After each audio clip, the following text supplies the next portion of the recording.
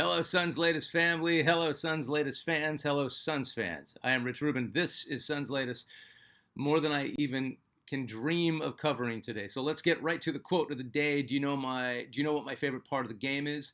The opportunity to play. Former Chicago Bears linebacker Samurai Mike Singletary, Texas Sports Hall of Fame, Pro Football Hall of Fame, the beating heart of the '85 Super Bowl champ Chicago Bears, monsters of the Midway defense.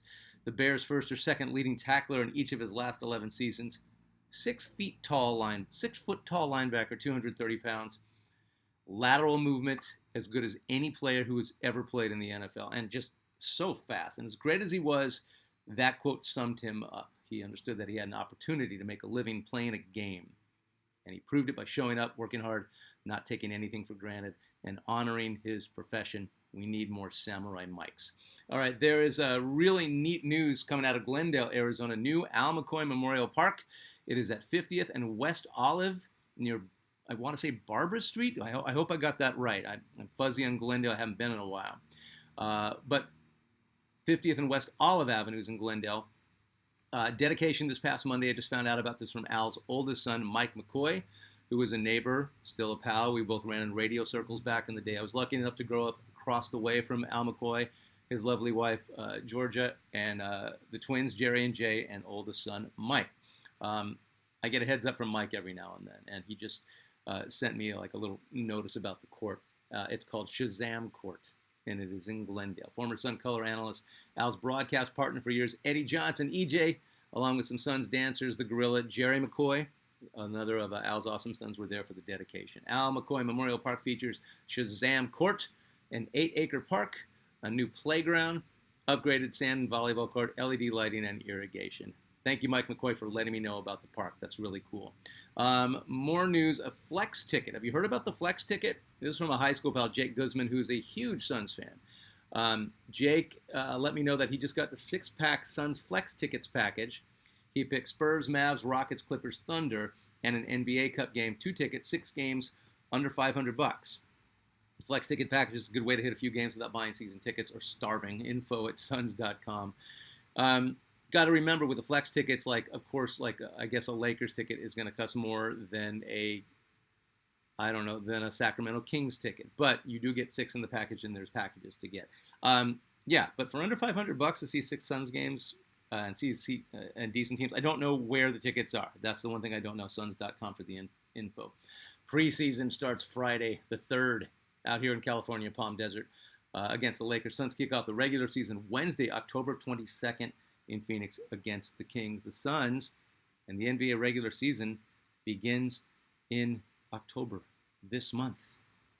That's just crazy to even think about, right? It's so kind of cool. Okay, all right. Anyway, we got to talk about Kaman Malawach and specifically what Grayson Allen said about him as they're revving up training camp. Not only due for a really good year, with KD and Beal gone, Coach Ott will give Grayson Allen the green light to start launching threes again, right? Right, Coach? I mean, the guy who hit 46% of his threes and led the league in three-point percentage his first season with us might want to utilize that guy more. He is a above-average defender as well, so I would like to see Grayson Allen get back on track. Let's see. Allen also had a few nice things to say about 19-year-old rookie and 10th pick, Kaman Malawach, man, as he's known around camp. Quote, he talks nonstop on the court like he's commanding the defense, calling out coverages, constantly talking. For a rookie, let alone a 19-year-old guy, to come into a gym and do that on the first day of training is impressive. He's already ready in that aspect, end quote. That's from a proven veteran, Grayson Allen, talking about a kid who is supposed to be a project. Sun Center's Mark Williams, Nick Richards, and Malawach have been battling, according to Grayson. That's like the best news. On tomorrow's Suns Latest, we're going to talk about the 3 centers we've got, including Oso. Maybe Malawach isn't the long game project everyone thinks he is. Wouldn't that be amazing if he was just so much better than we thought he was going to be out of the box? I'm not praying for it. I'm not holding my breath, but wouldn't it be great? We shall see. Thank you for your comments, as always. Your comments are kind of the beating heart of Suns Latest. So thank you for always commenting and telling me what you think. And if you got disagreements or you think I'm talking out of that area, let me know. That's totally fine. KJ Milton, 21-16. As long as this team plays inspired basketball, I'll be okay. I watched about 70 games last year. I was disappointed in effort for over 50 of them. Yeah, I agree. They clearly checked out right before the All-Star break, and it was clear Coach Bud lost the locker room. A lot of things were clear last year. A lot of things are going to get cleared up this year. At J Busy Brown 8847, Suns need to cut their losses and trade Booker. I mentioned this on a recent Suns latest about a possible trade of Devin Booker, and I'm going to make sure that we are all big boys about this and big girls about this. It's still a business, and if you have somebody like Booker, who's not only your lone star and your longest tenured player and very loyal, he's also an asset. And as much as you love a player, you have to look at players like that to a certain degree. I love the idea of Booker staying with the Suns, winning the title with the Suns, and being the guy who did that. I want him to solidify himself as one of the greatest players ever. That's what I want for you. That's what I want for everybody who's been a Suns fan their whole life. That's what I want for Booker. That's what I want for the team. But this was the subject. I made it clear I want to see Book do all that stuff and regain his form. I think he has it in him. He's going into year 11. He's going to be 29 this year. He's still so incredibly young. But what if it's looking like we can get a crazy haul for somebody like Booker? That includes first rounders in consecutive years. You can't ignore this stuff for the future of the team. Just saying. You never know in the NBA.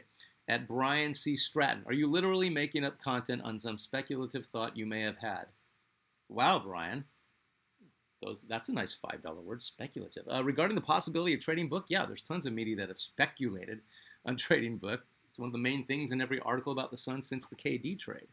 And Brian, yes, I speculate what might happen regarding the Suns. And that becomes content. Most sports talk, other than blatant, straight-up news or this trade just went down, is speculative, and that becomes content. It's pretty much what we do at Suns Latest. And Brian, you don't ever have to use the word literally again. Just say what you want to say and leave the word out. And I don't mean that figuratively. I kid. No, I don't. Anyway, at the Eddie Law Show, man, I'd hate to lose Booker. Just wish we could make something happen and get him a legit point guard. I'm not sure Jalen Green is the guy to do it, but we'll find out. We'll have to wait and see is going to be the theme in the early months of this season. I agree with that. A legit point guard to pair with Book makes this a 7th seed or better. If Fred VanVleet hadn't gotten injured and we had traded KD for Fred VanVleet straight up, we would have improved.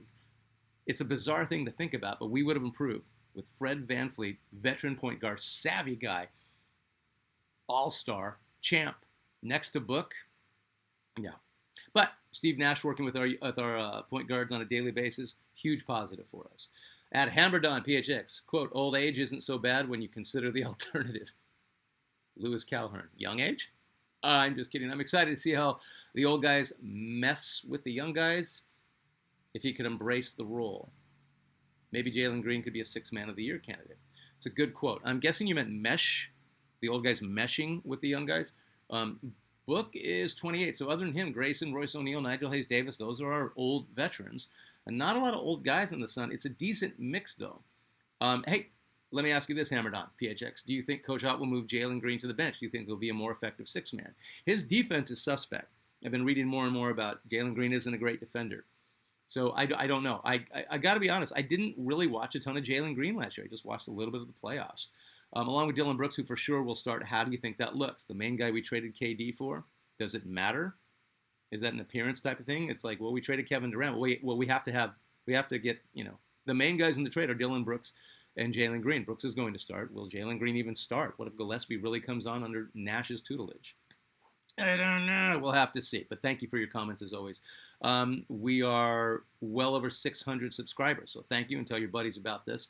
All right, number 11 on the top 15 legends of the day is Jason Kidd. We're going to wrap it up with the argument for the most versatile point guard is this guy, Jason Kidd, and we had him, and it didn't work.